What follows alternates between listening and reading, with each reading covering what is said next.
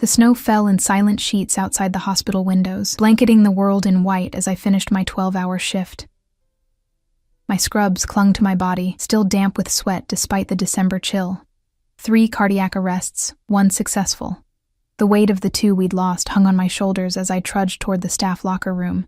"Emma, you look dead on your feet." Nurse Martinez glanced up from her charting. "Go home before you collapse." I managed a weak smile. "Just need to change and I'm out of here." My fingers trembled slightly as I dialed the combination to my locker. Exhaustion. Just exhaustion, I told myself, ignoring the gnawing hunger that had become my constant companion these past months. The meager hospital salary barely covered rent and student loans, leaving little for luxuries like properly stocked groceries or heating that actually worked. The mirror inside my locker door reflected a stranger, hollow-cheeked, dark circles beneath once bright blue eyes, blonde hair pulled back in a messy bun. 27 and I looked 40. I changed quickly, exchanging scrubs for worn jeans and layers of sweaters. My apartment would be freezing tonight. Outside, the hospital's employee exit spilled into the service area where ambulances occasionally idled. Tonight, the space was occupied by something entirely different. A gleaming black Bentley, its windows tinted to impenetrable darkness, engine purring with quiet power. I almost walked past it, assuming it must be waiting for someone important. No one I knew drove anything more luxurious than a 10-year-old Honda. The rear door swung open as I approached. "Miss Matthews?" The driver's voice cut through the snowfall, deep and formal. He wore a black suit despite the hour and weather, standing rigid beside the open door. Behind him, I caught glimpses of another man, larger, scanning the perimeter with practiced efficiency. I stopped, clutching my bag closer to my body. "I'm sorry. You must be mistaken. Emma Matthews, night shift nurse, cardiac unit." His tone conveyed certainty, not question. A chill that had nothing to do with the snow slithered down my spine. "How do you know my name?" "My employer wishes to speak with you. It concerns your father." "My father." The words hit like a physical blow. Daniel Matthews had disappeared 3 years ago, leaving behind nothing but debts, broken promises, and a daughter struggling to finish nursing school while working double shifts. The police investigation had gone nowhere. Eventually, I'd stopped hoping for answers. "What about him?" I asked, my voice suddenly hoarse. "Please." The driver gestured to the open door. "Mr. Castillo prefers not to keep his matters waiting." Castillo. The name registered faintly, whispers in hospital corridors when certain patients arrived with mysterious gunshot wounds and no questions were asked. Rumors of businesses throughout the city that operated under his protection. A name spoken with equal parts fear and reverence. I should have walked away. Every instinct screamed danger. But 3 years of unanswered questions held me in place. 5 minutes, I said, that's all. The interior of the car enveloped me in warm leather and the subtle scent of expensive cologne. Across from me sat a man who couldn't have been more than 35, though power radiated from him in waves that made age irrelevant.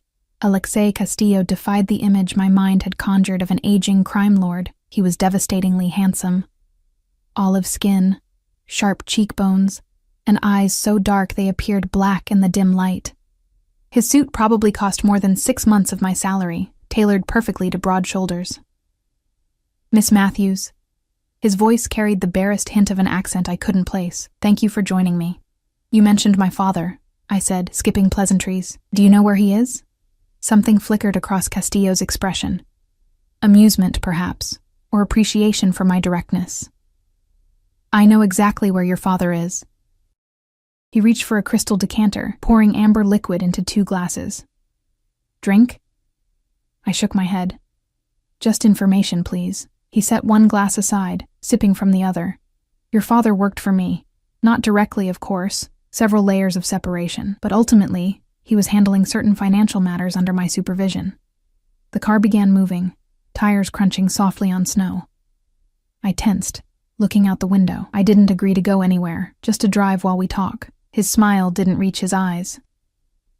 "The hospital parking lot lacks discretion."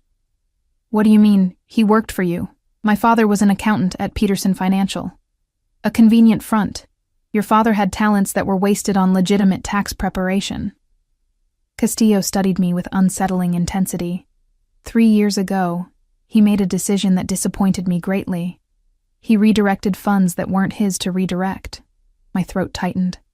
Are you saying he stole from you? I'm saying he betrayed my trust. Castillo's voice remained soft, which somehow made his words more threatening.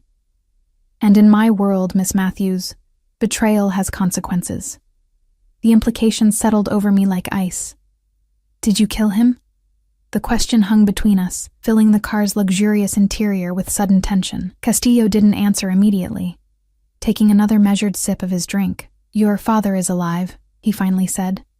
Currently enjoying an extended stay at a property I maintain in South America.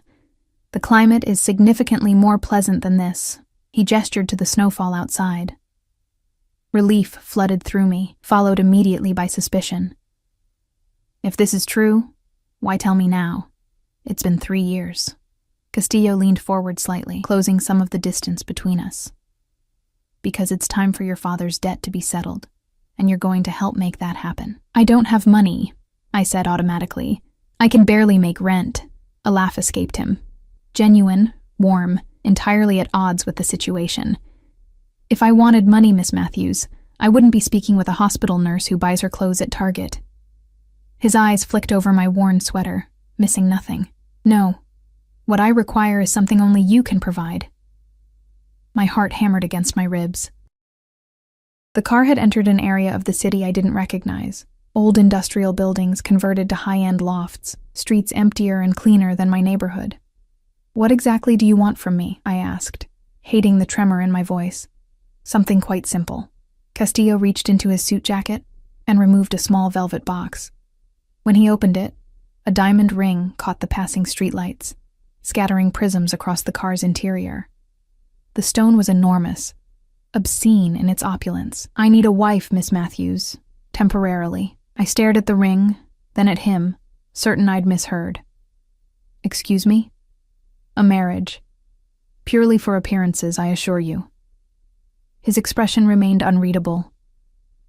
I have certain business interests that would benefit greatly from the appearance of domestic stability. A 6-month arrangement, after which you'll be generously compensated and free to resume your life.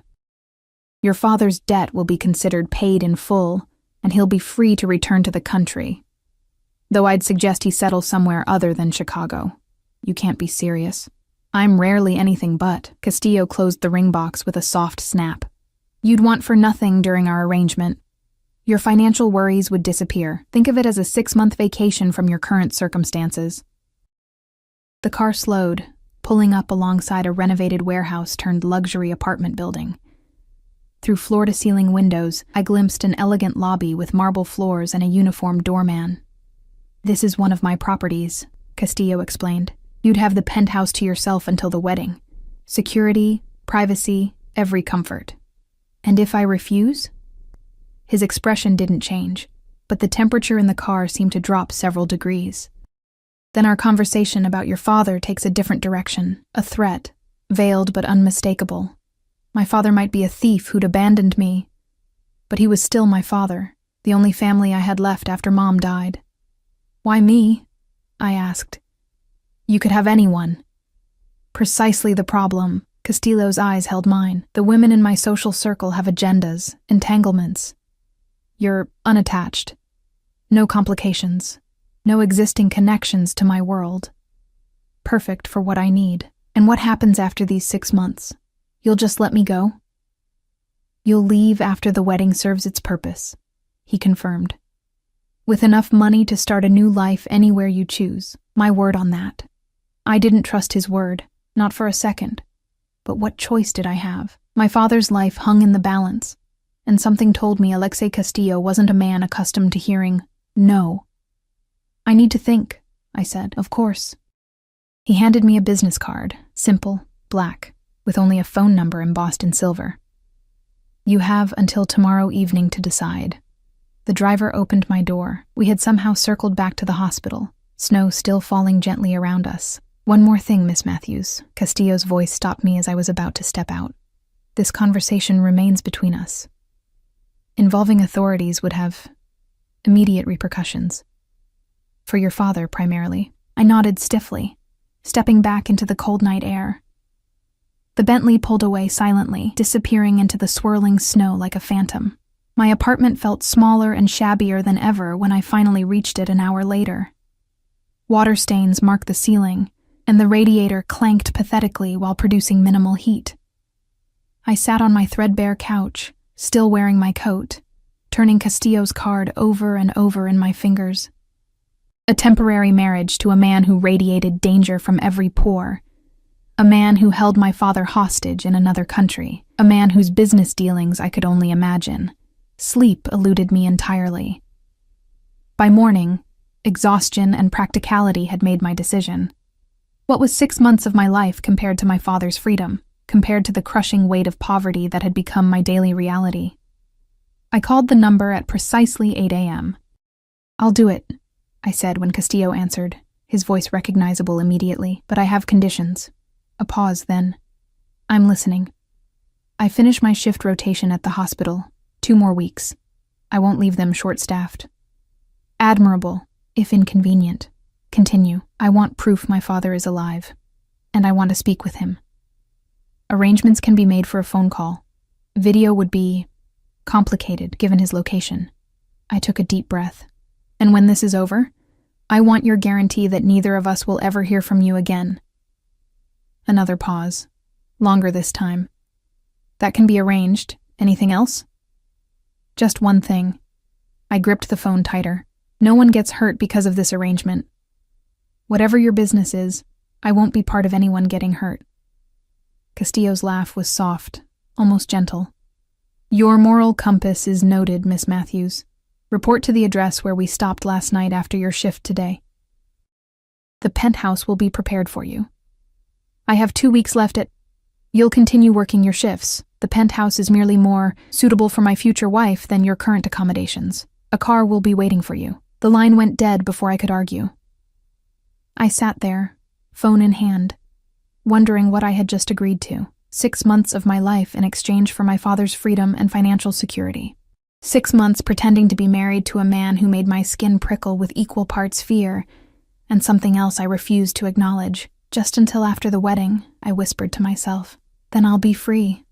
I had no way of knowing then how profoundly wrong I was. No way of understanding that Alexei Castillo had claimed me the moment I stepped into his car, and that men like him never relinquish what they consider theirs. The wedding wasn't an endpoint, it was just the beginning. That night, as promised, a black SUV waited outside the hospital. Different vehicle, same imposing driver. He opened the door without speaking, and I stepped into my new life like a woman walking to the gallows. Back straight, eyes forward, heart pounding with the certainty that I had made a terrible, irreversible mistake. The penthouse was a different universe from the cramped apartment I'd left behind. Sprawling across the entire top floor of the building, it was decorated in a minimalist style that somehow still screamed money. Sleek furniture, dramatic art pieces, and floor-to-ceiling windows offering a panoramic view of Chicago's skyline. "Your new home, Miss Matthews," said the driver, setting down my embarrassingly small suitcase. "Mr. Castillo had the kitchen stocked. Security is posted in the lobby and private elevator. If you need anything, press 1 on any house phone." I stood in the center of the living room, feeling small and out of place. "When will Mr. Castillo be arriving?" "Mr. Castillo maintains his primary residence elsewhere. He'll visit when his schedule permits." The man moved toward the elevator. "Your bedroom is through the hallway, last door on the right. The closet has been prepared with appropriate attire." Before I could ask what appropriate attire meant, he was gone, leaving me alone in the silent opulence. I ventured down the hallway, past several closed doors, to the bedroom that was apparently mine. The space was larger than my entire apartment, dominated by a king-sized bed with crisp white linens. One wall was entirely glass, with electronic blinds that could be lowered for privacy. The attached bathroom featured a shower large enough for 4 people, and a soaking tub positioned to enjoy the city view. The closet, however, stopped me in my tracks. Calling it a closet was like calling the ocean a puddle.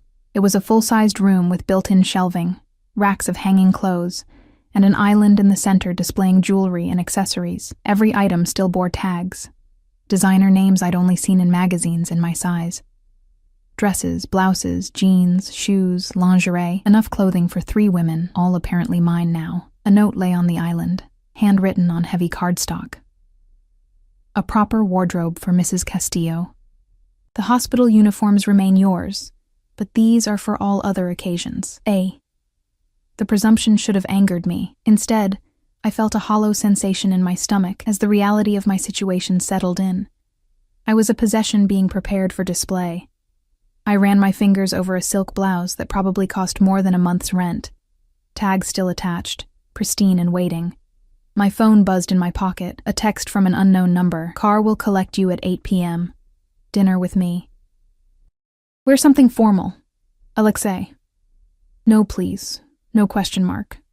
Just a command, issued with the certainty of being obeyed. I showered in the palatial bathroom, wrapping myself in a towel so plush it felt like a cloud. Standing before the closet's overwhelming selection, I eventually chose a simple black dress, the least ostentatious formal option I could find. It fit perfectly, clinging to curves I'd almost forgotten I had after months of stress and irregular meals. At precisely 8 p.m., the elevator chimed. I expected the driver, but instead, Alexei Castillo himself stood in the doorway, impeccable in a charcoal suit. His eyes moved over me with methodical assessment. The dress suits you, he said finally, though we'll need to work on your nutrition. You're too thin. I swallowed the retort that formed automatically. This wasn't a relationship where I could snap back at perceived insults. Thank you for the clothes, I said instead, the words sticking in my throat. Necessity, not generosity, he corrected, gesturing me toward the elevator. You'll be seen with me. Appearances matter. The restaurant was exclusive, the kind of place with no prices on the menu and staff who materialized exactly when needed and disappeared when not. We were seated in a private alcove, partially screened from the main dining area, but with a clear view of the entire restaurant. I noticed Alexei chose a seat that put his back to the wall. You promised me proof about my father, I said, once the waiter had taken our order, or rather, after Alexei had ordered for both of us without consultation. Direct, as always. He reached into his jacket pocket and removed a folded newspaper. Today's edition of El Tiempo, Colombia's national paper. Next came a photograph showing my father, thinner, tanner, but unmistakably alive, holding the newspaper on what appeared to be a veranda overlooking lush mountains. He's in Colombia? I asked, studying the image for any signs of distress or manipulation, a property outside Medellin. Quite comfortable, though restricted. Alexei retrieved the photo and newspaper. You'll speak with him tomorrow. 10 minutes, not a second more. Thank you.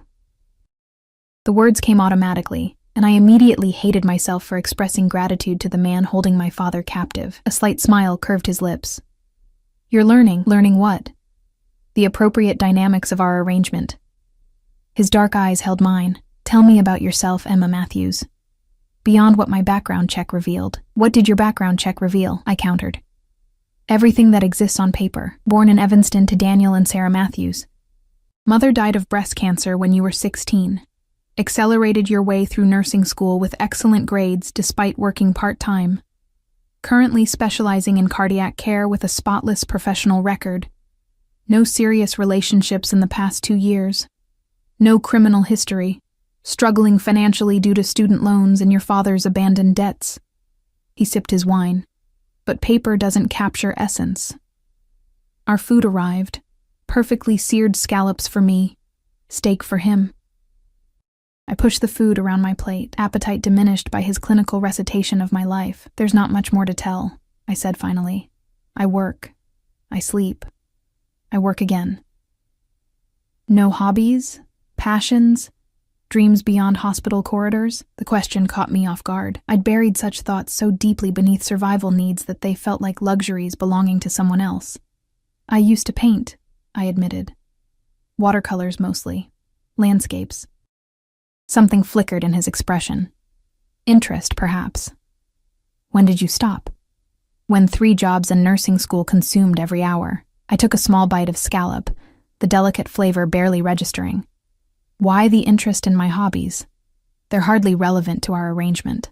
Everything about you is relevant. He cut his steak with precise movements. You'll be living in my world, interacting with my associates. The more I understand you, the better I can predict your behavior. I'm not that complicated. I agreed to your terms. I'll play the part. Playing a part requires understanding the script, which brings me to our immediate future. He set down his knife and fork. The wedding takes place in 3 weeks. Small ceremony, selected guests only. Before that, we have the engagement party to attend. People need to believe this union is genuine. 3 weeks? I nearly choked on my wine. That's necessary, he interrupted. The timing is not negotiable. You haven't even told me why you need this marriage in the first place. Alexei studied me for a long moment before answering. I'm acquiring new business interests. The current owners are traditionally minded. They value family stability, continuity. A bachelor with my reputation presents certain concerns, and a hastily married bachelor doesn't. Romance makes people blind to timing. We met 6 months ago. A whirlwind courtship, love at first sight. His mouth curved into a smile that didn't reach his eyes. You were so irresistible that I proposed after just 4 months. No one will believe that. You underestimate both my reputation and human nature. People believe what they wish to believe, especially when the alternative conflicts with their interests. He reached across the table, taking my left hand in his. His skin was warm, the touch startling despite its gentleness. Which reminds me, from his pocket, he produced the same velvet box from our first meeting. This time, he opened it and removed the massive diamond ring before I could protest. With deliberate movements, he slid it onto my finger. The weight of it was immediately noticeable, foreign and heavy. There, now it's official. His thumb brushed over my knuckles, lingering a moment too long. You should know that from this moment, you're under my protection. My security team will accompany you to and from the hospital for your remaining shifts. You don't go anywhere unescorted. That's not necessary, I protested. I've managed on my own for years. His expression hardened. It's non-negotiable. You're mine now, at least in the eyes of the world. That makes you both valuable and vulnerable. The possessive declaration sent an unexpected shiver down my spine. I'm not yours.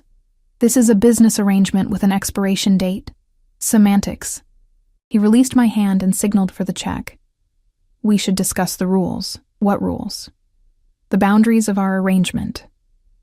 His voice lowered, though there was no one near enough to overhear. Rule 1. Absolute discretion. Nothing about the true nature of our relationship leaves your lips, not to anyone. Rule 2. You follow my security protocols without question. Rule 3. In public, we are convincingly enamored. No one can suspect this is anything but a love match. The server appeared with the check, which Alexei signed without looking at the amount. When we were alone again, I asked, "And what are your obligations in this arrangement?" His eyebrows raised slightly, as if surprised by my audacity. I keep your father alive and eventually free him. I provide for your every material need. I protect you from the less savory elements of my world. He stood, extending his hand to help me up. And I return your freedom after 6 months, as agreed. In the car returning to the penthouse, Alexei sat closer than necessary, his thigh occasionally brushing mine as the vehicle navigated Chicago's streets.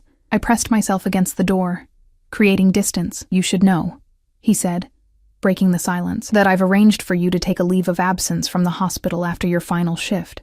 Medical reasons. Fully paid. Your position will remain secure.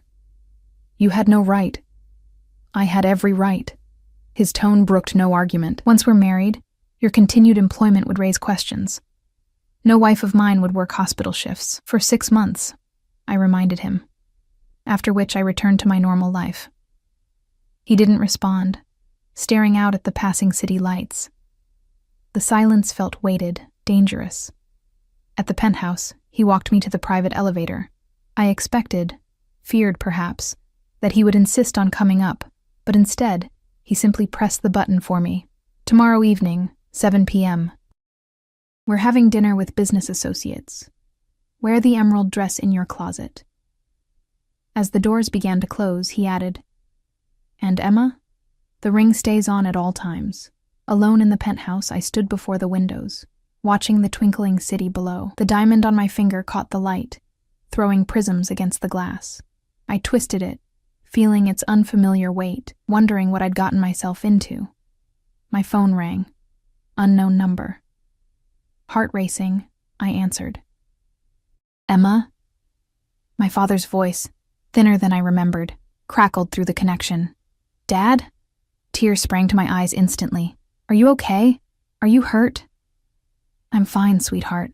They're treating me well enough. He sounded tired, resigned. Emma, listen to me. Whatever Castillo asked you to do, don't do it. Just walk away. It's too late, Dad. I twisted the ring on my finger. I've already agreed. A sharp intake of breath. No, Emma. You don't understand what kind of man he is. I understand enough. You stole from him. Now I'm paying your debt. What did he ask for? The fear in his voice was palpable. I hesitated, then decided truth was simpler. Marriage, temporary, for appearances. Oh, God. My father's voice broke. Emma, nothing is temporary with Alexei Castillo. What he claims, he keeps. He promised I could leave after the wedding serves its purpose, I insisted. But doubt crept in, cold and insidious. Promises mean nothing to men like him. My father's voice lowered urgently. Listen to me. I never stole from him. I discovered something I shouldn't have. Evidence of what he really does, who he really is. That's why he's keeping me here. Before I could respond, the line went dead. I redialed frantically, but a mechanical voice informed me the number was no longer in service. I sank to the floor, back against the cold window glass, the city lights blurring through my tears. My father's warning echoed in my mind, competing with Alexei's smooth assurances. I looked again at the ring on my finger. Not just jewelry now, but a shackle binding me to a man whose true nature I was only beginning to comprehend. Outside, snow began falling again, soft flakes swirling past the windows like silent witnesses to the bargain I had struck. In 3 weeks, I would become Mrs. Castillo in name. But something in Alexei's eyes when he'd slid the ring onto my finger suggested he had no intention of ever letting me go, regardless of what he had promised. 6 months. I just had to survive 6 months. Then freedom, for both my father and myself. At least, that's what I desperately needed to believe. The emerald dress hung on my body like liquid, the color vivid against my pale skin. 3 weeks had passed in a whirlwind of carefully orchestrated appearances, each designed to establish our fictional romance as truth. Tonight was the engagement party, the final public performance before the wedding itself. I barely recognized myself in the mirror. Regular meals in the penthouse had filled out the hollows in my cheeks. The constant presence of Alexei's personal stylist had transformed my previously neglected hair into a glossy curtain that fell past my shoulders. The woman staring back at me looked polished, expensive, and completely foreign. Perfect, came Alexei's voice from the doorway. He leaned against the frame, watching me with that intensity that still made my skin prickle after weeks in his company. You look like you were born for this life. Appearances can be deceiving, I replied, fastening a pair of diamond earrings, another addition to the growing collection of jewelry he'd provided. Isn't that the point of all this? He crossed the room, stopping behind me. Our eyes met in the mirror's reflection. Sometimes, what begins as deception becomes truth. His hand settled on my shoulders, warm and heavy. Are you ready? The guests will be arriving soon, I nodded, unable to form words with him so close. Over the past weeks, Alexei had maintained a careful physical distance, never crossing lines that would make our arrangement more complicated than it already was. But there were moments, like now, when something shifted in his eyes, something possessive and hungry that made my heart race with equal parts fear, and something I refused to name. The engagement party was being held in the penthouse's expansive living area, transformed by an army of event planners into an elegant reception space. Flowers arranged in dramatic displays, champagne flowing freely, catering staff moving discreetly among the gathering crowd. Remember, Alexei murmured as we prepared to greet the first guests. These people aren't just social acquaintances. Every person here has significance to my business interests. Every conversation has purpose. I know my role, I assured him. The script had been drilled into me over countless dinners and outings. Adoring fiancé, captivated by Alexei's charm and generosity, blissfully ignorant of the darker aspects of his empire.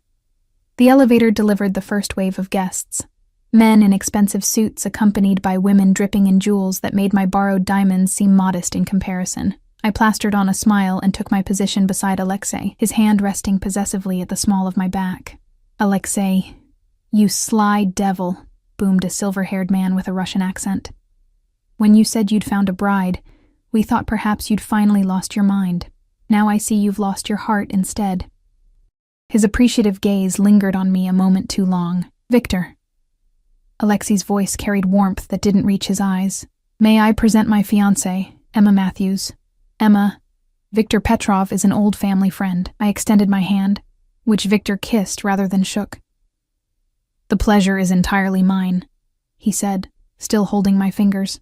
"Our Alexei has always been so selective. You must be extraordinary to have captured him so completely." Alexei's hand tightened almost imperceptibly at my waist. "Emma is unique in every way," he said, smoothly extracting my hand from Victor's grasp. "She works miracles with cardiac patients, saving lives while stealing mine." The practiced line rolled off his tongue with convincing sincerity. I looked up at him with what I hoped appeared as adoration, rather than the complex tangle of emotions that actually churned within me. "You give me too much credit, darling." Victor's wife, at least 30 years his junior, appeared at his elbow, her smile tight and assessing. "How did you two meet?" she asked, the question innocent enough, but her tone suggesting she was looking for inconsistencies. "Through mutual acquaintances," Alexei answered smoothly. "At a hospital charity gala last fall." The lie was well rehearsed, complete with fabricated details we'd gone over repeatedly. I nodded, adding the personal touch we'd agreed upon. He donated an obscene amount of money just to speak with me for 5 minutes. "Worth every penny," Alexei said, bringing my hand to his lips in a gesture that sent an unexpected warmth through my body. As more guests arrived, I found myself separated from Alexei, drawn into conversations with curious women eager to discover how an ordinary nurse had captured Chicago's most eligible and feared bachelor.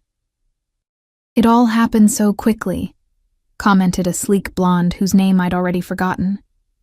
"Alexei has never shown interest in settling down before." "When you know," I replied, with the breezy confidence of a woman secure in her relationship rather than one participating in an elaborate charade. "And you're not intimidated by his world?" asked another woman, this one older, with knowing eyes that missed nothing. "What aspect of his world do you mean?" I countered, careful to maintain the fiction that I knew only of Alexei's legitimate business ventures. She smiled thinly. "The power, the responsibilities, the expectations that come with being Mrs. Castillo." Before I could formulate a response, a warm arm slipped around my waist. "I hope you ladies aren't interrogating my fiancé too severely," Alexei said, his tone light, but with an undercurrent of warning. "Just girl talk," said the older woman, raising her champagne glass in a silent toast. "She's delightful, Alexei, a refreshing change from your usual companions. She's nothing like anyone who came before," he agreed, his eyes finding mine with an intensity that made the room seem to fade around us. For a moment, the performance felt dangerously close to reality. The evening progressed in a blur of introductions and carefully navigated conversations. I sipped champagne sparingly, aware of the need to maintain absolute control. Throughout it all, Alexei remained attuned to my location, even when across the room, his gaze finding me periodically as if to assure himself of my presence. It was during a rare moment alone, as I slipped into the kitchen for a brief respite from the performance, that I encountered a face I hadn't been introduced to. A man with cold blue eyes, and an air of danger different from but equal to Alexei's. "So you're the bride," he said, leaning against the counter as staff moved around us. "Interesting choice." "I'm sorry, I don't think we've met," I replied, immediately on guard. "Marco Vega." He didn't offer his hand. "Alexei and I have overlapping interests." "I see. Are you a business associate?" Marco's smile didn't reach his eyes. "Sometimes competitor, sometimes collaborator, always watching." His gaze traveled over me with clinical assessment. You're not what I expected. What did you expect? Someone more aware of what she's walking into. He stepped closer, lowering his voice. Alexei doesn't do temporary, sweetheart. Whatever he told you about this arrangement, I guarantee there's more to it. My heart stuttered. I don't know what you're talking about. No? Marco's eyes narrowed. Your father's situation in Colombia is precarious. Did Alexei mention that the property where he's staying belongs to me, not him?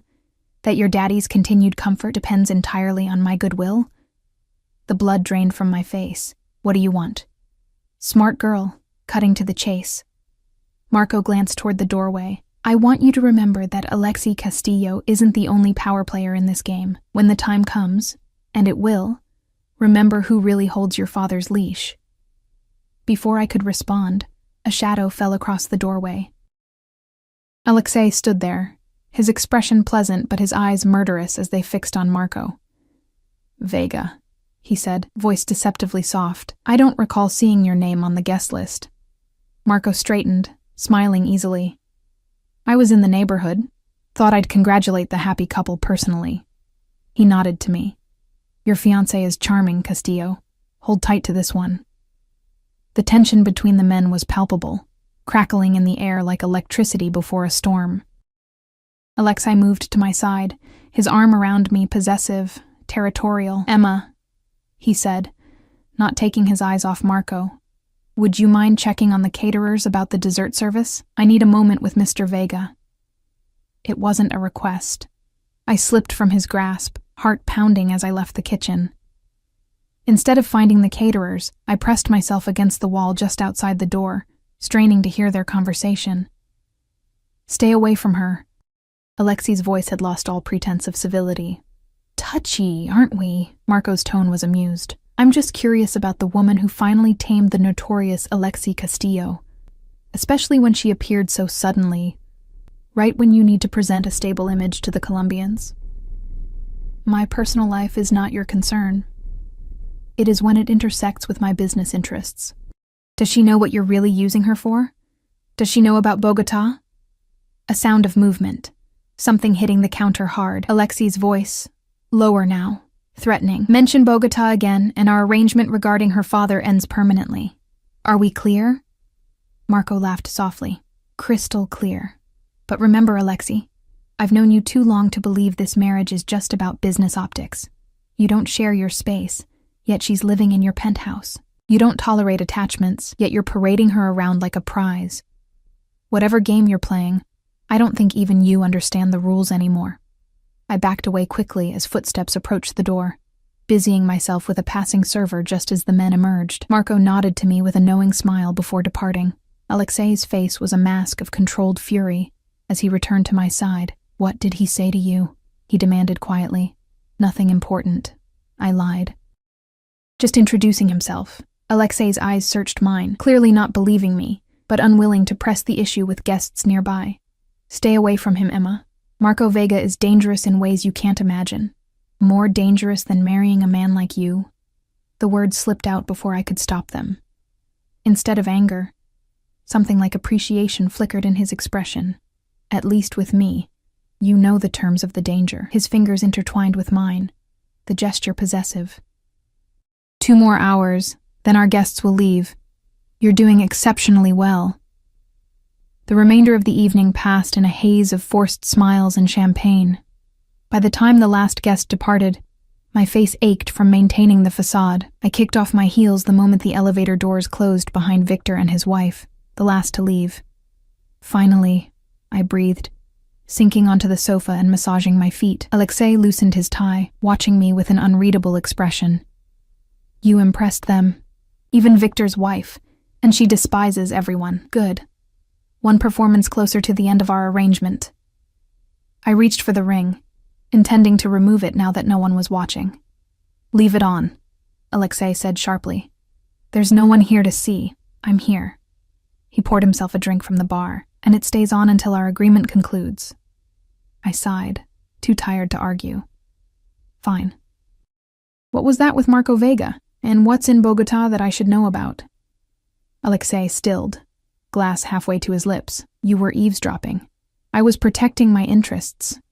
If my father's situation is more complicated than you've led me to believe, your father is fine as long as you fulfill your end of our bargain. He set down his glass with controlled precision. Marco was attempting to create discord. It's what he does. Was he lying about owning the property where my father is staying? A muscle ticked in Alexei's jaw. No, our business arrangements are complex. But your father's situation remains under my control. And Bogota? Is none of your concern. His tone left no room for argument. You agreed to play a role, Emma, not to become involved in my business affairs. I stood, suddenly angry. I agreed to a temporary marriage to save my father. If there's more to this arrangement than you've disclosed, I deserve to know. Alexei crossed the room in 3 long strides, stopping inches from me. This close, I could smell his cologne, feel the heat radiating from his body. There are aspects of my world you're safer not knowing, he said, voice dangerously soft. Trust that I'm protecting you by keeping certain information compartmentalized. Trust. I laughed bitterly. You're holding my father hostage. You've forced me into a fake engagement. Trust isn't exactly the foundation of our relationship. Something flickered in his dark eyes. Hurt, perhaps, quickly masked by iron control. The wedding is in 5 days. After that, the most difficult part of our charade will be complete. His hand rose, fingers brushing a strand of hair from my face with unexpected gentleness. You should rest.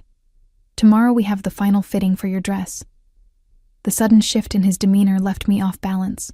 Alexei, I said, holding my ground despite his proximity. Whatever game you and Marco Vega are playing, don't make my father a pawn in it. Your father made himself a pawn the moment he accessed files he had no business seeing. Alexei's fingers trailed down my cheek, coming to rest beneath my chin. But you're no pawn, Emma Matthews. Never make the mistake of thinking you are. Before I could process his words, he leaned down and pressed his lips to mine. Our first kiss, brief but deliberate, sending an electric current through my body that left me frozen in shock. Get some sleep, he murmured, stepping back. The staff will clean up in the morning. He turned and walked toward the elevator, leaving me standing in the middle of the empty party, fingers pressed to lips that still tingled from his touch, mind racing with questions I was increasingly afraid to have answered.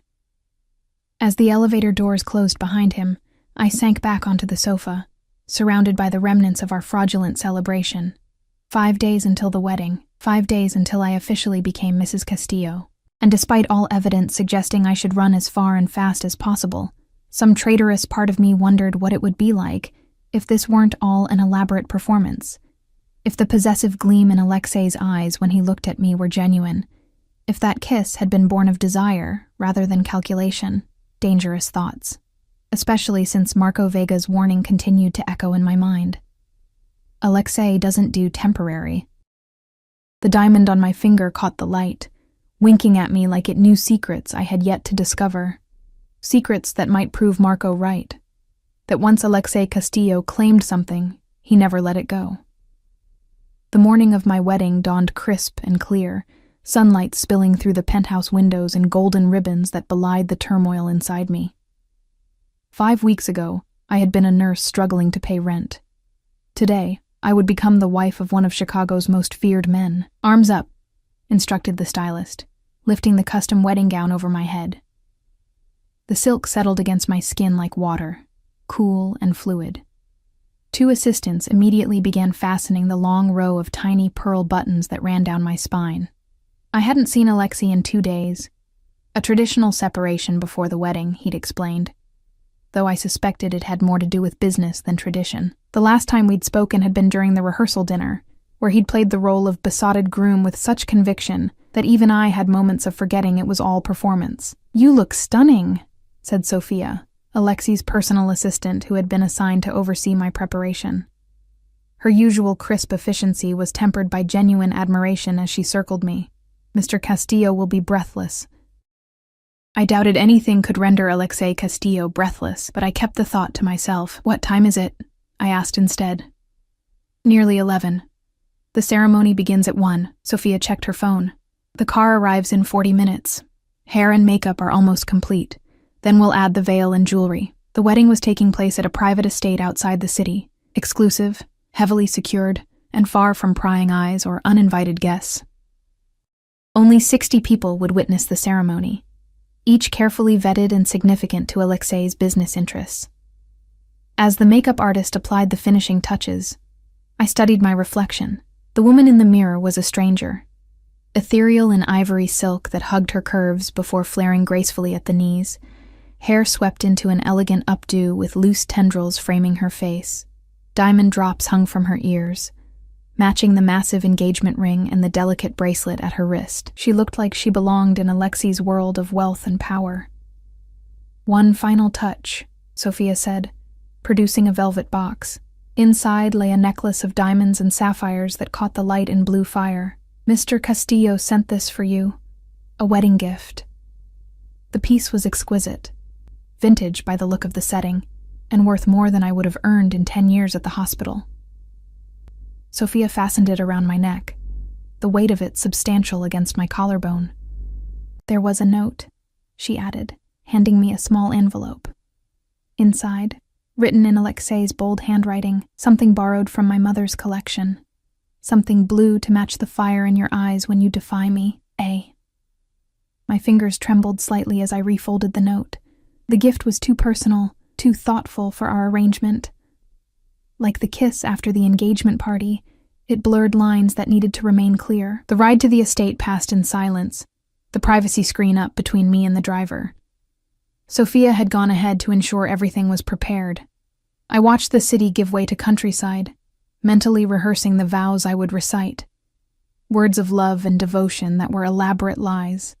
The estate was a sprawling mansion set amid manicured grounds, now transformed with white flowers and ribbons into a fairy tale wedding venue. Security personnel in suits that barely concealed their weapons patrolled discreetly. As my car pulled into the circular drive, I spotted several men I recognized as part of Alexei's inner circle, stationed at strategic points around the property. Sophia met me at the entrance, ushering me through a side door to avoid early glimpses from arriving guests. "Everything is perfect," she assured me, leading me to a luxurious suite that had been converted into a bridal preparation room. "Mr. Castillo has arrived and is greeting select guests. The ceremony area is ready." My stomach knotted with nervous energy. "Sophia, I need a moment alone." She hesitated, then nodded. 10 minutes. Then we need to be in position. When the door closed behind her, I sank onto a velvet chaise, careful not to wrinkle the gown. The room's window overlooked the ceremony area, white chairs arranged in neat rows, an arbor dripping with flowers, string quartet setting up beside a small reflecting pool. It was beautiful, tasteful, and entirely surreal. My phone, a new secured device Alexei had provided, buzzed with a message. "Unknown number. They're moving your father. Tonight. Whatever Castillo promised, it's happening now. Be prepared. Marco Vega." It had to be. I tried calling the number back, but it had already been disconnected. Before I could process the implications, a soft knock came at the door. "Emma?" Sophia's voice. "It's time." The ceremony was a blur, faces turning as I walked down the aisle alone. No father to give me away, a detail that felt cruelly ironic. Alexei waiting at the arbor looking devastating in a black tuxedo, his expression softening in apparent wonder as I approached. For something arranged purely for appearances, no detail had been overlooked. The vows we exchanged were personalized. Romantic without being maudlin, Alexei's hands remained steady as he slid the platinum band onto my finger, while mine trembled slightly as I performed the same action. When the officiant pronounced us husband and wife, Alexei's kiss was gentle but possessive, lingering just enough to elicit approving murmurs from the assembled guests. "You're trembling," he whispered against my ear as we turned to face our audience as husband and wife. "Good acting," I whispered back, forcing a radiant smile. His arm tightened around my waist. "You're magnificent," he said. And for a disorienting moment, I couldn't tell if he was still performing or expressing genuine admiration. The reception that followed was lavish but intimate, a 5-course meal served in the estate's grand ballroom, followed by dancing under crystal chandeliers. Alexei remained at my side throughout, his hand often at the small of my back, possessive and guiding. To anyone watching, we appeared deeply in love, exchanging glances, laughing at private jokes, moving together as if we'd been partners for years, rather than reluctant collaborators for weeks. "You should eat something," Alexei murmured during a moment between conversations. "You've barely touched your plate." "I'm not hungry," I replied, eyes scanning the room for any sign of Marco Vega among the guests. He wasn't there, either not invited or deliberately keeping his distance. "What's wrong?" Alexei's perception was unnervingly acute. "Something's changed since this morning." I met his gaze, searching for deception. "They're moving my father tonight." His expression remained carefully neutral, but a muscle ticked in his jaw. "Who told you that? Does it matter? Is it true?" Alexei glanced around, ensuring no one was within earshot. "Yes. It was always the plan. Once the wedding was complete, your father would be relocated to ensure his safety during the next phase." "Next phase?" My fingers tightened around my champagne flute. "What next phase? Our agreement was that he would be released after the wedding. And he will be. But these things require careful timing and coordination." Alexei's hand covered mine, ostensibly affectionate but effectively stopping me from causing a scene. "This isn't the place for this conversation, Emma." "When is the place? You've been evading my questions for weeks." I kept my voice low, but couldn't hide the anger. "I fulfilled my part of the bargain. I married you. Now I want my father free." Alexei's dark eyes held mine, something unreadable shifting in their depths. "And you'll have what you want. But there are complications that have arisen. Vega's interference being one of them. What does Marco Vega have to do with my father?" "Later," Alexei said firmly, as Viktor Petrov approached our table. "For now, be my wife." The rest of the reception passed in a haze of forced smiles and mechanical responses. I danced with Alexei, my body going through the motions while my mind raced with possibilities. If my father was being moved tonight, it created both risk and opportunity. Whatever Alexei's next phase entailed, I needed to ensure my father's safety before things became even more complicated. As the evening progressed, I noticed Alexei engaged in what appeared to be tense conversations with several men I didn't recognize. Conversations that took place in corners, behind pleasant smiles that didn't reach their eyes. Business, conducted between champagne toasts at his own wedding. It was after midnight when we finally bid farewell to the last guests. The staff had begun dismantling decorations, and the security team was conducting final sweeps of the property. Alexei's hand remained possessively at my waist as we climbed the grand staircase to the suite where we would supposedly spend our wedding night. "Your things have been moved to the master bedroom," he said as he unlocked the door. "We'll stay here tonight, then fly to the Cayman Islands in the morning for a brief honeymoon." "Honeymoon?"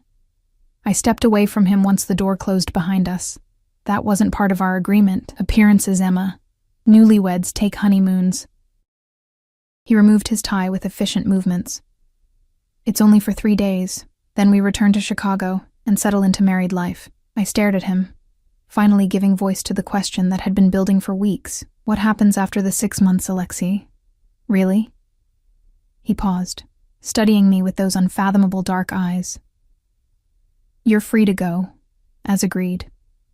Your father will be established with a new identity in a location of his choosing, with sufficient funds to start over. You'll receive the compensation promised. And divorce? When the time is right."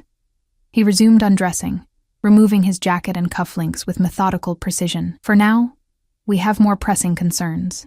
Your father is indeed being moved tonight. Marco Vega has been trying to leverage his position to gain advantage. I need to ensure the transfer happens according to my terms, not his."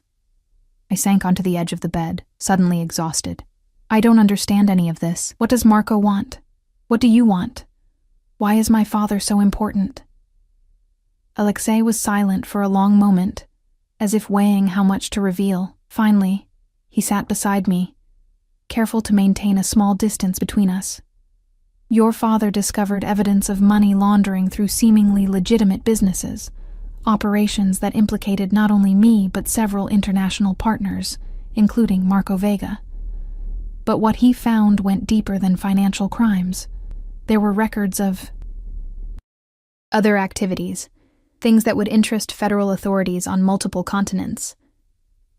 So he is a hostage to your criminal empire. I laughed bitterly. At least be honest about that much. He's alive because of me, Alexei countered, voice hardening. Others wanted him eliminated immediately. I argued for containment instead, and then used him to force me into this arrangement. I gestured at my wedding dress, still immaculate despite the long day.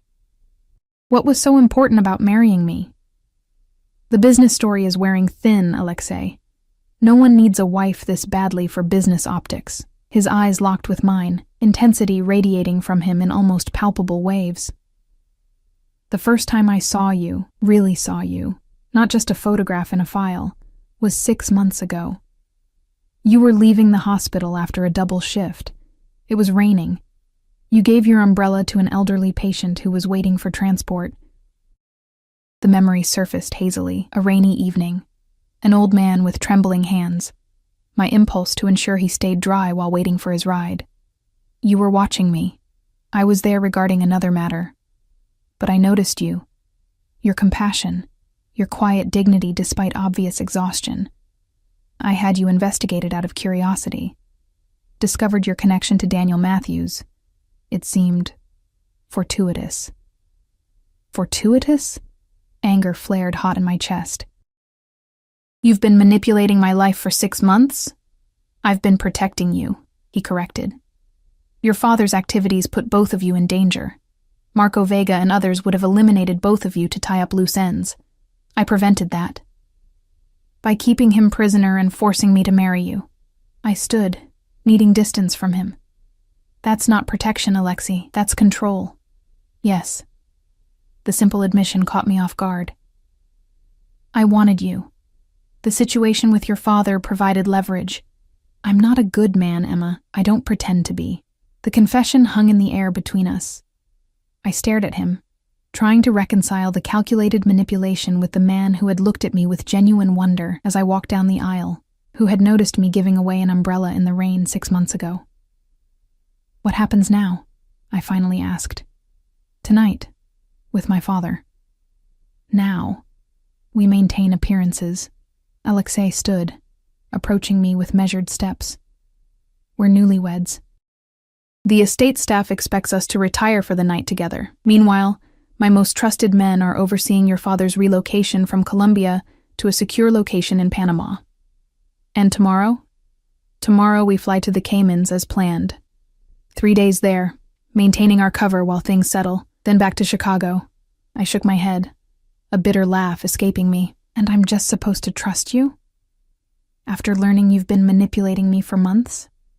Alexei reached out slowly, his fingers brushing my cheek in a gesture so gentle it made my breath catch. Trust that I want you safe. Trust that I will keep my word regarding your father's freedom. His thumb traced my lower lip. The rest is more complicated. The air between us seemed to charge with electricity.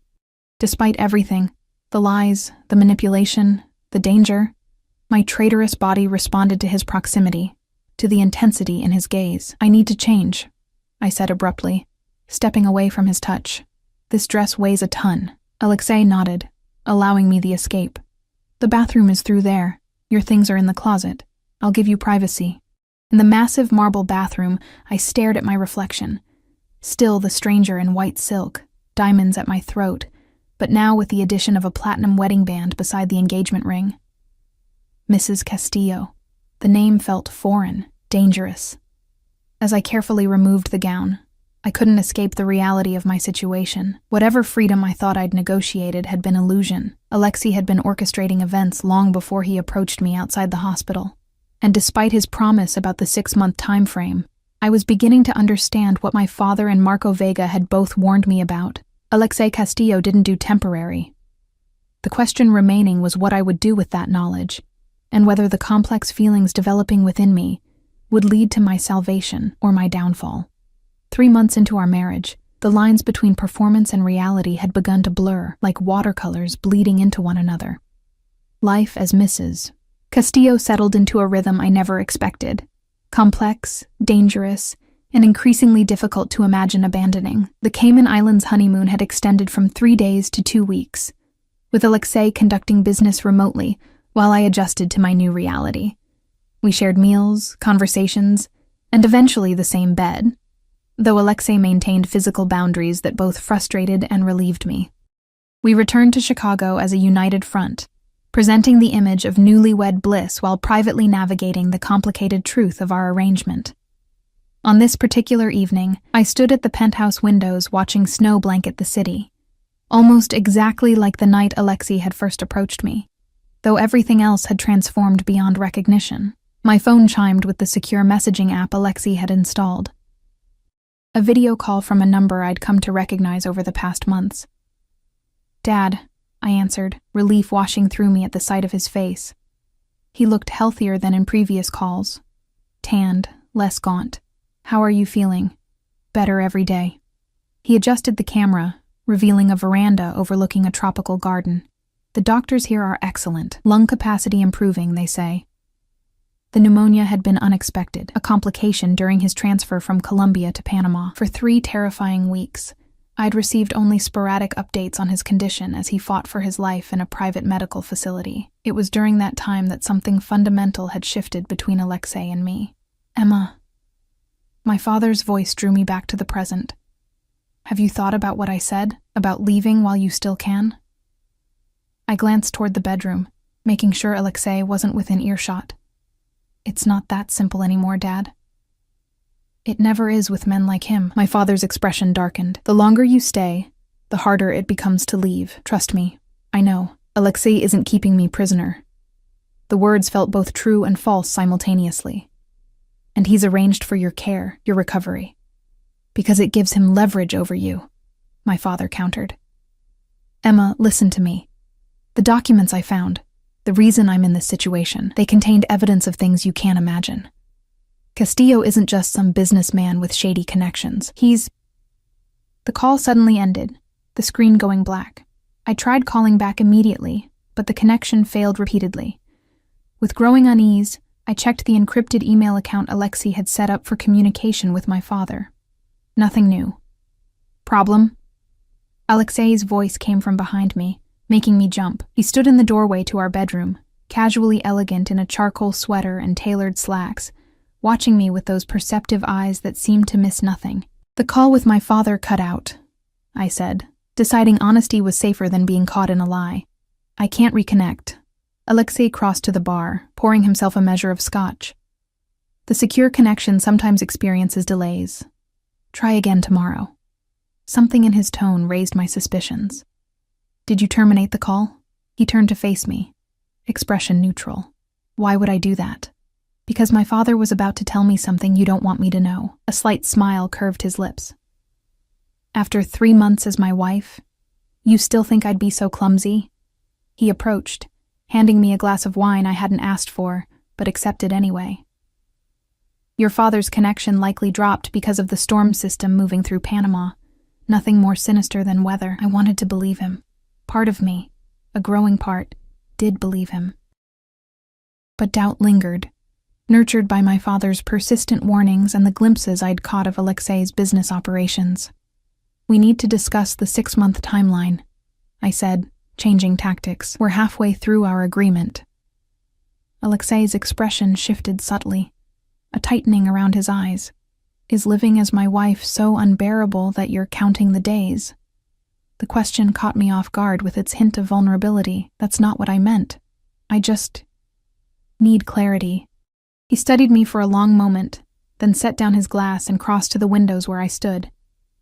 Chicago sprawled beneath us, lights twinkling through falling snow like stars captured in a glass dome. "The situation has evolved since our original agreement," he said finally. "Marco Vega's interference, your father's illness, certain business developments, you're extending the timeline. It wasn't a question. I'm suggesting we reassess what both of us want." He turned to me, close enough that I could feel the heat radiating from his body. "These past months, have they been only performance for you, Emma?" My heart accelerated traitorously. "Don't do that," I said, voice low. "Don't pretend this is about feelings when it's about control. Is it impossible that it could be both?" His hand rose to my face, fingers tracing my cheekbone with feather-light precision. "I've watched you these past months. How you've adapted to my world, how you've learned to navigate its complexities. How you look at me when you think I don't notice. I stepped back, needing distance from his intoxicating proximity. Stockholm Syndrome isn't the same as genuine emotion, Alexei. Something like hurt flashed in his eyes before his expression hardened. Then perhaps we should clarify the terms of our continued arrangement. He moved toward his office. Come. There's something you should see. I followed him into the sleek space where he conducted business from home, watchful of the sudden shift in his demeanor. Alexei unlocked a hidden safe behind an abstract painting, removing a laptop I'd never seen before. After entering several passwords, he turned the screen toward me. These are the documents your father accessed, he explained, voice clinically detached. Financial records primarily. Routing of funds through shell corporations across 12 countries. Evidence of tax evasion, certainly, but nothing that justifies his continued insistence about my supposedly monstrous nature. I scanned the spreadsheets and banking information, recognizing my father's organizational style in certain details. This is what he stole from you? Not exactly. He copied these, yes, but what concerned me was his access to other files. Alexei typed another password, opening a folder containing photographs. These. The images showed Alexei with various individuals. Some I recognized from news reports as political figures, others unfamiliar but clearly wealthy and powerful. Nothing overtly criminal, but the context suggested meetings that weren't meant to be documented. Compromising, but hardly worth kidnapping over, I observed. Keep scrolling. Further down were more disturbing images. Marco Vega, with individuals who appeared unconscious or injured. Documentation of what looked like human trafficking operations. Evidence of violence I could barely process. These aren't my operations, Alexei said quietly as I stared in horror. They're Vega's. Your father stumbled onto evidence that Vega had been conducting these activities while using my legitimate business infrastructure as cover, without my knowledge or consent. I looked up from the screen. You expect me to believe you didn't know? I knew he operated in gray areas. I didn't know the extent. Alexei's expression was grim. When your father discovered these connections, Vega wanted him eliminated immediately. I intervened, both to protect your father and to gain leverage against Vega while I dismantled his operations within my territory. So my father wasn't stealing from you. He was gathering evidence against Marco Vega. Yes and no. He was stealing financial data from me, which is how he accidentally discovered Vega's operations. His motives weren't entirely pure. He intended to blackmail me with the tax information. Instead, he stumbled into something far more dangerous. The revelation shifted my understanding of everything that had happened. And our marriage? How does that fit into this? Alexei closed the laptop, securing it before returning it to the safe. Initially, as I told you, business appearances, stability. The Colombians wouldn't partner with someone they perceived as unstable or untrustworthy. He paused, seeming to weigh his next words carefully. But I could have managed that other ways. The truth is, I wanted you.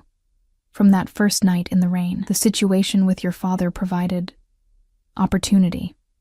That's manipulation, not romance, I said. Though without the heat I'd have felt weeks earlier. I never claimed to court you ethically. A ghost of a smile touched his lips. I've built an empire through strategic calculation. I applied the same approach to acquiring you. I'm not an acquisition, Alexei. No, he agreed, moving closer. You've become much more than that, which complicates our original arrangement considerably. My pulse quickened as he approached.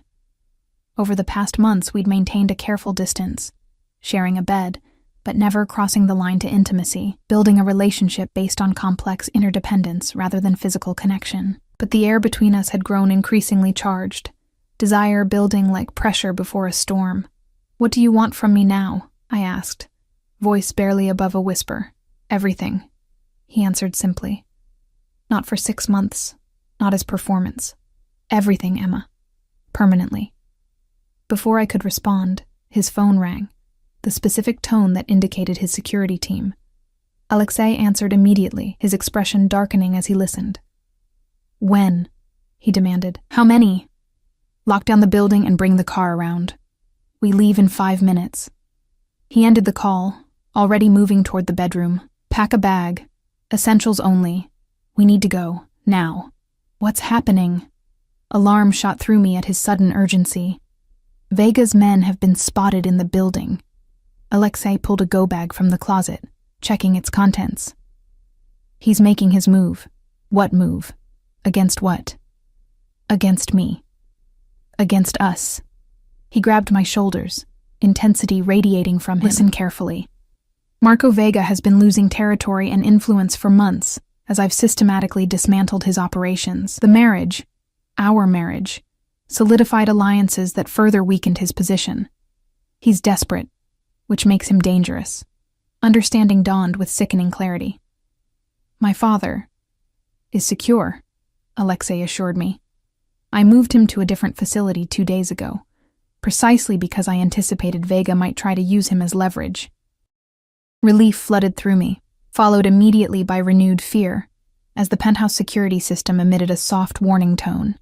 Alexei reacted instantly, pulling me toward a concealed panel in the bedroom wall. Emergency exit, he explained, pressing his palm to a hidden scanner. It leads to a secure elevator that connects to underground parking. As the panel slid open, the main elevator chimed. Someone arriving at the penthouse. Alexei's expression hardened as he drew a gun from beneath his jacket. Go, he ordered, pushing me toward the hidden passage. The elevator is already activated. It will take you to the garage level where Dmitri is waiting.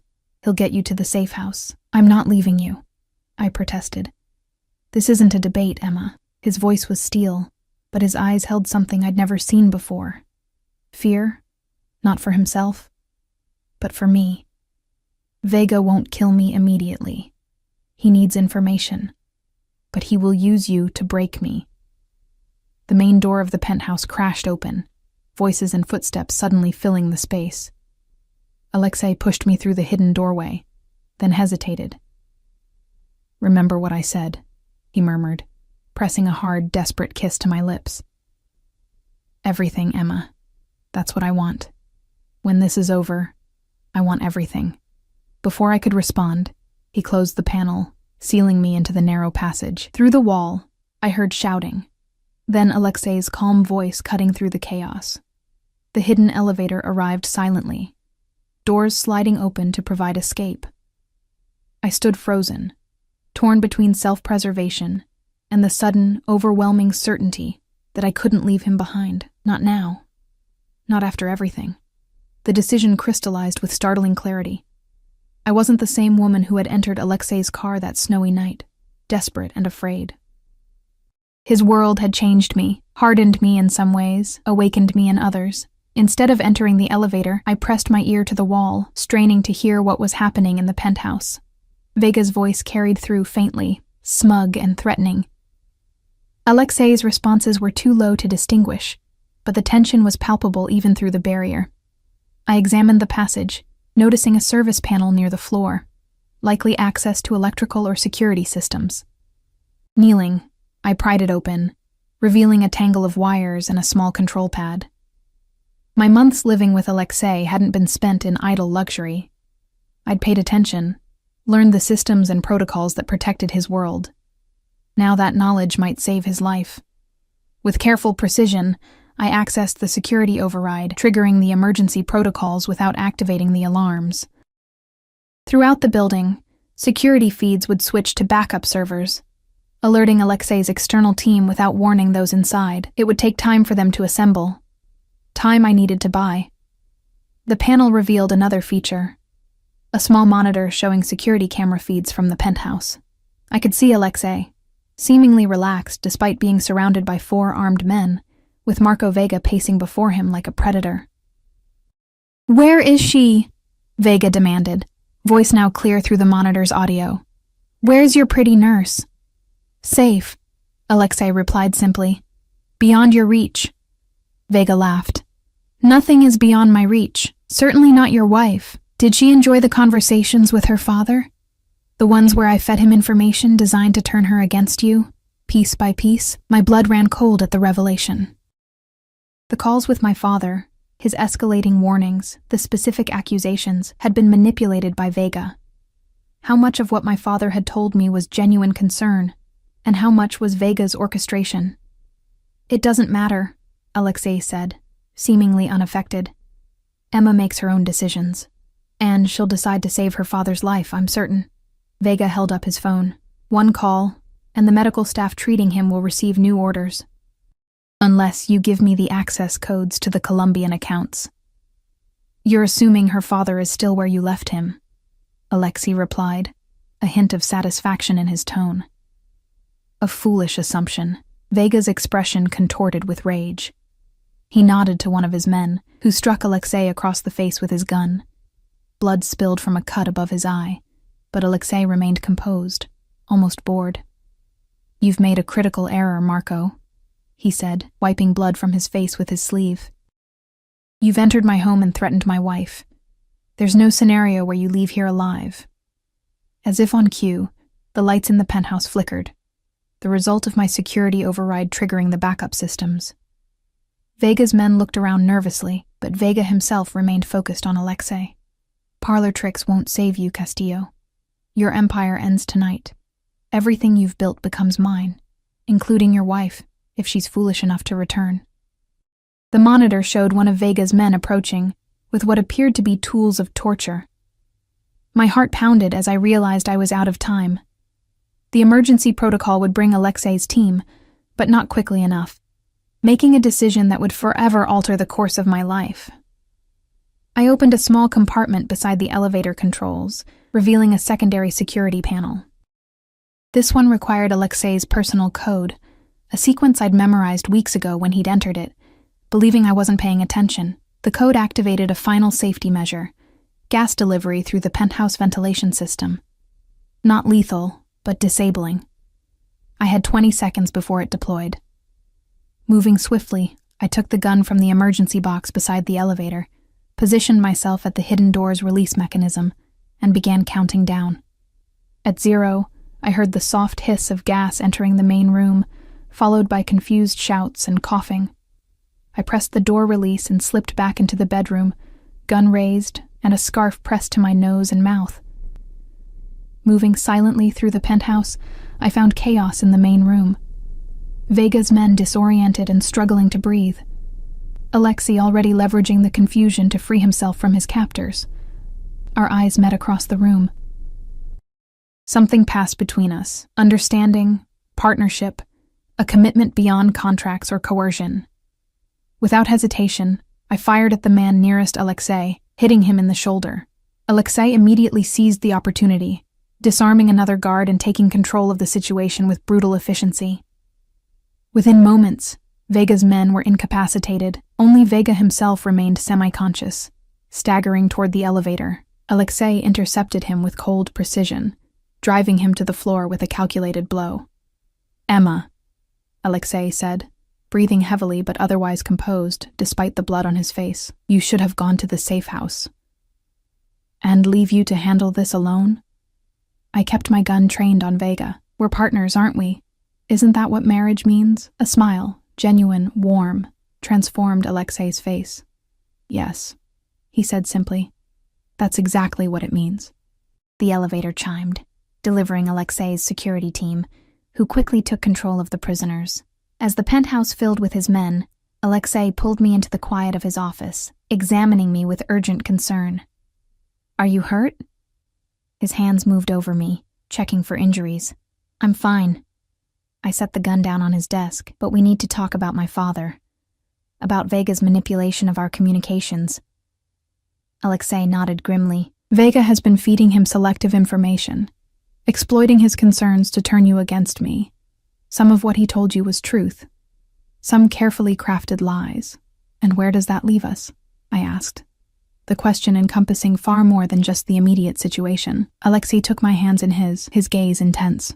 "That depends entirely on what you want, Emma. Our original agreement has been complicated by circumstances neither of us anticipated, including feelings neither of us anticipated," I added quietly. His eyes darkened. "Yes." "You said you want everything," I reminded him. "Permanently." "I meant it." His voice was rough with emotion. "But I won't hold you to an arrangement that began with coercion.